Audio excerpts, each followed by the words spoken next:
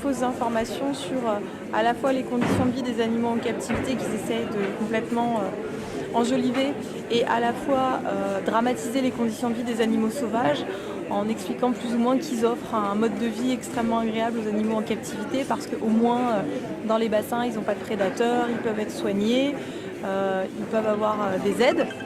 Alors que bon, la nature n'a pas besoin d'aide. Déjà, il y a assez peu de prédateurs des grands dauphins, qui sont la principale espèce que l'on trouve en captivité.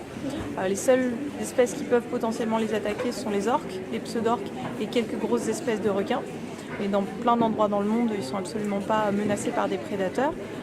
Moi, je travaille sur l'étude de la population du golfe normanno-breton et ici, ils n'ont absolument aucun prédateur. C'est eux qui sont tout en haut de la chaîne alimentaire. Et ils sont plus de 350 et la population se porte parfaitement bien. Il y a des naissances tous les ans et ils n'ont pas besoin d'être soignés, d'être aidés. Après, oui, il y a des blessures, oui, il y a des maladies, oui, il y a des jeunes qui meurent, mais bon, c'est la nature. La nature, elle se régule par elle-même. Il n'y a jamais de trop dans la nature. Et si un animal est trop faible pour survivre, c'est triste, mais la nature, elle se régule. Alors que, effectivement, les soigneurs en captivité ont besoin de constamment donner des médicaments aux animaux, mais parce qu'ils génèrent des maladies que les animaux ne connaissent pas en liberté.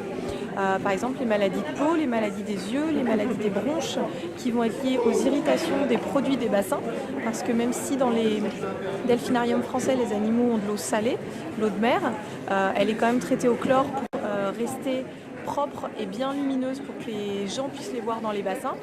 Et ça va créer tout un tas d'irritations pour les animaux qui vont développer des maladies.